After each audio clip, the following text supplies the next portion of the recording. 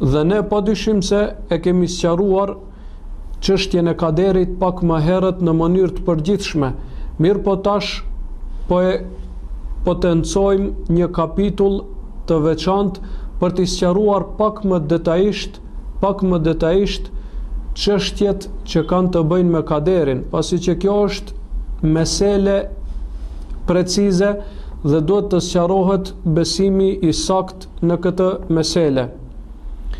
Pika e parë me të cilën do t'ja fillojmë është se besimi në kaderin është shtyllë prej shtyllave të Islamit.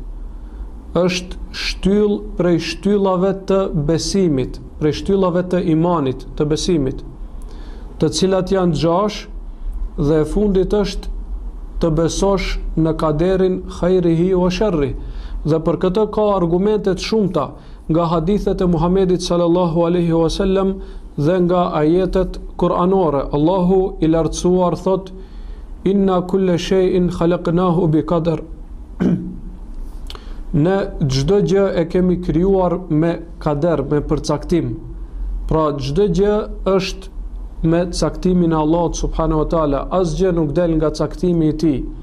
Asgjë nuk del nga caktimi i Allahut subhanahu wa taala. Dhe më së miri që e ka sqaruar dhe e ka definuar kaderin është Imam Ahmedi rahimahullah, prej dietarëve. Pra fjala e tij është e shkurtër dhe përmbledhëse. Kur e kam pyetur se çka është kaderi, çka është caktimi i Allahut subhanahu wa taala, ka thënë el kader kudretullah. Kaderi është fuqia e Allahut. Fuqia e Allahut subhanahu wa taala, sepse Allahu e ka ditë çdo gjë që do të ndodhë dhe e ka përcaktuar atë, e ka shkruar atë. Dhe kjo e tregon madhërinë e Allahut subhanahu wa taala. Dhe ehlu suneti beson në të gjithë tekstet që kanë të bëjnë me kaderin.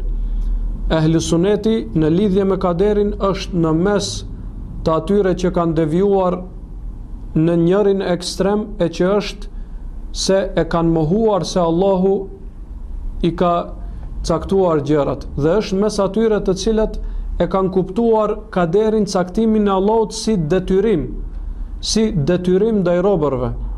Ehli suneti është në mes, thonë se çdo gjë ndodh me caktimin e Allahut, mirë po e pranojnë se njerëzit janë përgjegjës dhe i bëjnë veprat e tyre me lirinë e zgjedhjes së tyre.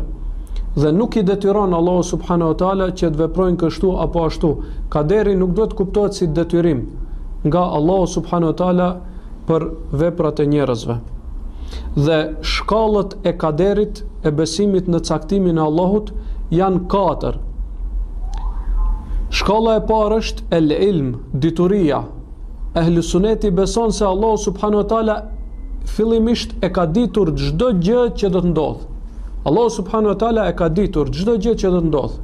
Kjo është shkalla e parë në besimin e kaderit, në kaderin. Shkalla e dytë është shkrimi, el kitabe, se Allahu subhanahu wa taala e ka shkruar këtë që e ka ditur, pra e ka shkruar çdo gjë që do të ndodhë. Çdo gjë që do të ndodhë e ka shkruar Allahu subhanahu wa taala në librin e ruajtur që quhet Lauhul Mahfuz. Shkalla e tretë është el meshije, dëshira e Allahut subhanahu wa taala. Allahu subhanahu wa taala e ka ditur çdo gjë që do të ndodhë. E dyta, e ka shkruar çdo gjë që do të ndodhë. E treta, ka dëshiruar që kjo të ndodhë. Pra, e ka lejuar që kjo të ndodhë. Dhe kjo ka ndodhë me dëshirën e Allahut. Nuk ka ndodhë jashtë dëshirës dhe fuqisë së Allahut subhanahu wa taala. Dhe e katërta, krijimi, se Allahu subhanahu wa taala i ka krijuar të gjitha krijesat e tij, dhe njerëzit dhe veprat e tyre janë krijesa të Allahut subhanahu wa taala. Dhe këto 4 shkallë e përbëjnë besimin e ehlusunetit në lidhje me kaderin. Dhe kjo është me të cilën pejgamberi alayhis salam i ka këshilluar shokët e tij, u ka mësuar këtë gjë.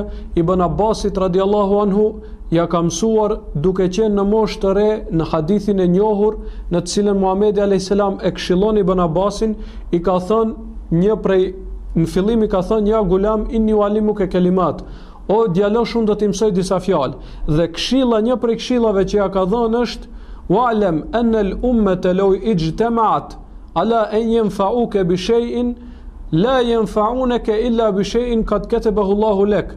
Dhe i ka thënë Ibn Abbasit, duke qenë moshtre, dije se nëse krejt njerëzit të bohen për të bërë dobi për diçka, nuk kanë mundësi të bëjnë dobi pos për atë që Allahu subhanahu wa taala e ka caktuar për ty.